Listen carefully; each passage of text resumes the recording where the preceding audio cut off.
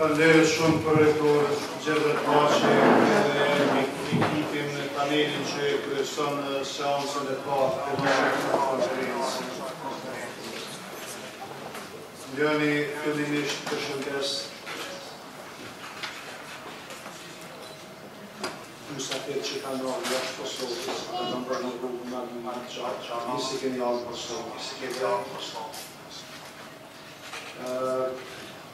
Unë që dash disa të përshëndes me veçanërisht me emër, por për jetë respektit gjithë njërë që në këtu, nuk do të bëjë për dalim, por konsideroni që secili për përshëndes personalisht, dhe për këndisi kënjallë në qytetin e Gjilanit, në Universitetin Kadrizejnë në Gjilan, për ata që janë për herë farë, disa për ju janë për herë farë, Gjilani është pjesën lindore të Kosovës, një qytet që s'ka ndryshu shumë masifës, sikur se shumë qytete që 90% janë zhvillu, janë rritë, Gjilani nuk e zhvillu asë shumë, por eru një strukturë të një të populatës, një mentalitet universitar dhe një prirje të sigurt në esë përpara.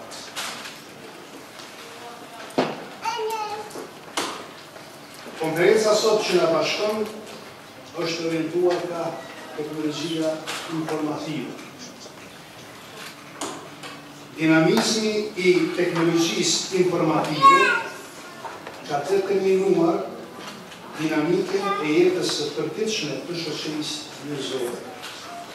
Ka një dinamikë aq të shpejtuar të teknologjisë informimit, të arsimit, kulturtimit shkencor, të tregut global, sa që friksohen individet kur nuk do të arrijnë me ecë në hap me këto zhvillime. Në këtë situatë, arsimi i lartë është në një proces të pandërprerë të reformës, aq sa në vend se të quhet reformim, më drejt është thuhet që reforma është tipar natyror i arsimit, i procesit arsimor, e kjo do të thotë që arsimi është një proces të reformimit të përhershëm. Pyetja themelore që shtrohet këtu është: a mundet një sistem si arsimi, bukur shumë konservativ, sistemi arsimit të këtë Europën është bukur shumë konservativ, të ecë në një rrugë shumë të shpejtë dhe të përhershme të reformës? A mund të përshtaten universitetet me qenë në reformë të përhershme? Duke pa natyrën e sistemit universitar, kjo është bukur shumë e vështirë. Ky dinamizëm i arsimit, i teknologjisë informative dhe jetës në përgjithësi shtron para politikësve, stafit akademik dhe aktorëve të tjerë një varg pyetjesh për përgjigje. Disa nga ato do t'i përmendim këtu. Në një, digitalizimi e ka relativizuar statusin e dijes. Nëse kompjuterit din gjithçka, pse do të mësojmë? Çfarë do të shkojmë në universitet me mësues? Por, individi që nuk deponon në trurin e tij të dhëna mjaftueshme, e ka të vështirë krijimin e gjykimit dhe vendimarrjen e drejtë. 2. Treg i pasigurt i punës. Teknologjia digjitale e ka globalizuar shoqërinë dhe tregin e punës. Kjo eliminon shumë vende të punës dhe i bën të panevojshme shumë profesione, për cilat ne sot marrim në universitetet dhe kemi programe studimore. Po aq, kjo krijon një konkurrencë tepër të lartë, globale për një vend lokal të punës. Mund konkurrojnë Gjilan, kushdo që dëshiron prej bashkimit evropian një kandidat për përfitu një vend të punës në Gjilan. Dhe një i diplomuar juri konkuron kundërshëm. Një pjesë e madhe e të diplomuarve rrezikojnë të mbesin pa një vend punë. Pse duhet atëherë i riu ka harxoj kohën në universitet për një diplom punës, për një diplom me cilën nuk mund siguroj një vend punë. 3. Profile interdisciplinare përballë profileve një disciplinare. Gjatë shekullit 20, edhe më parë, në sistemin arsimtar çmohej profili një dimensional. Me qenë inxhinier, mundësisht inxhinieri urave. Do të thotë sa më mbush profili është çmu më shumë. Në tregun global sot është më ndryshe. Çmohet i diplomuari i cili ka më shumë se një profil dhe është i përgatitur i zoti më shumë se një profil. I riu është para një dileme. A do të studioj një profil të ngushtë në universitet, sepse universitetet ende ofrojnë programe studimore për profile të ngushta, apo është më mirë të shkoj të trajohen në disa kurse, disa mujore dhe të bëhen ta në disa fusha dhe gjejnë ma letë një vend të punë. Çështja tjetër është ikja e trurit. Teknologjia digitale dhe tregu global e intensifikuan deri në maksimum ato që quhet ikje e trurit. Ky tash është një fenomen zinxhiror global, nuk është fenomen vetëm i vendeve në zhvillim. I riu nga Kosova, i diplomuari nga Kosova ikën në Kroaci me gjetë një vend të mirë punë. Kroati diplomuar ikë në Gjermani me gjetë një vend të mirë punë. Gjermani diplomuar ikë në SHDA me gjetë një vend të mirë punë. Dhe krijohet një qark në cilin qendrat e mëdha ekonomike e financiare forcohen edhe më shumë duke e rritur hendekun me vendet e pazhvilluara dhe me ato në zhvillim. Tjetër, migracioni modern. Treku dhe teknologjia globale e kanë nxitur migracionin në Evropë më shumë se në gjithë historinë e deri tashme evropiane. Njerëzit vrapojnë pas një jete më të mirë dhe globalizmi ua jap këtë të drejtë. Sa do disa vende evropiane nxjerrin ligje që ta pengojnë këtë proces, nuk mund ta bëjnë.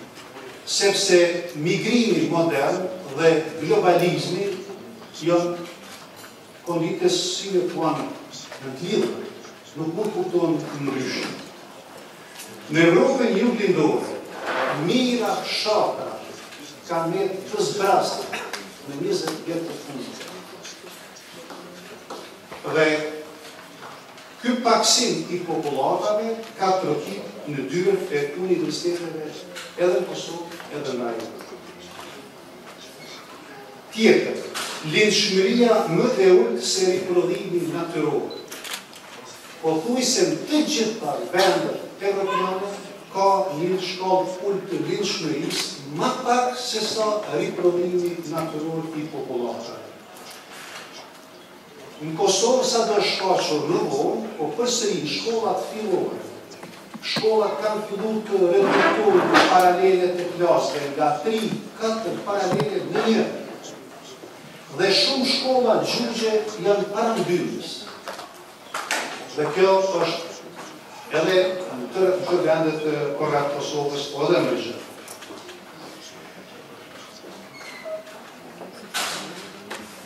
Dhe çështja e fundit që do të përmend është hulumtimi në shërbim të qendrave të forta financiare.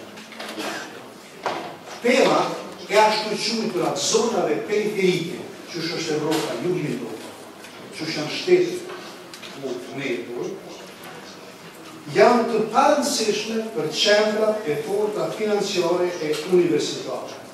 Ngjashëm si me ikjen e trurit është edhe me hulumtimin shkencor, i cili është i përqendruar në zonat e forta financiare dhe ekonomike.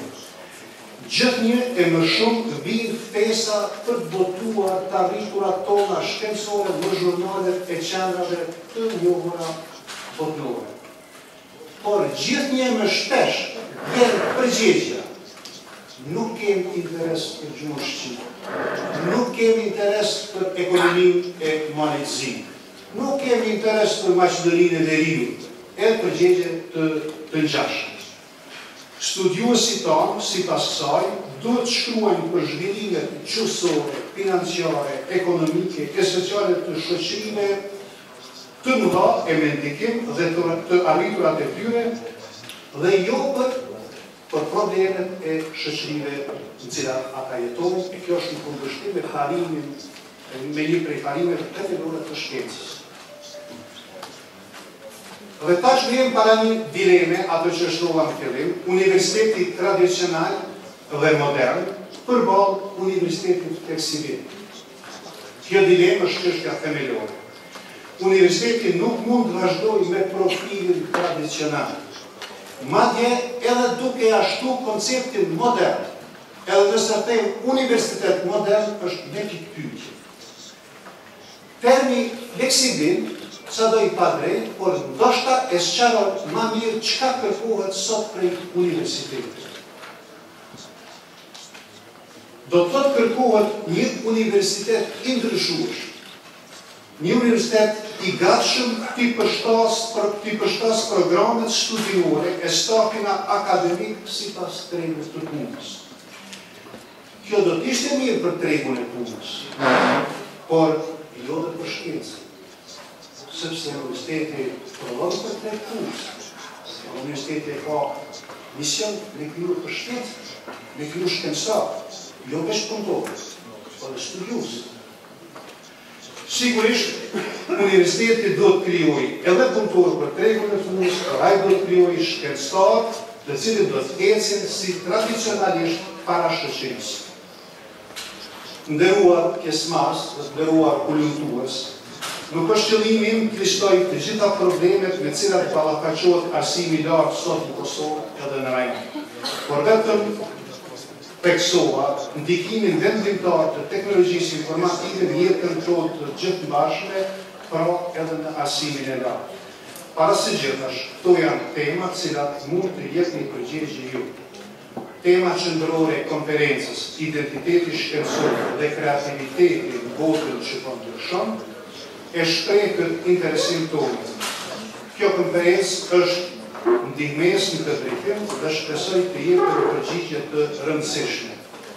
Nderuar pjesëmarrës, nderuar panel, e shkallë ka për konferencën vjetore të Universitetit Kadri Kanxhinan, ju uroj sukses në konferencë, prezantime interesante, komunikim të dhënës dhe 2 ditë kaluara mirë në Xhiranë.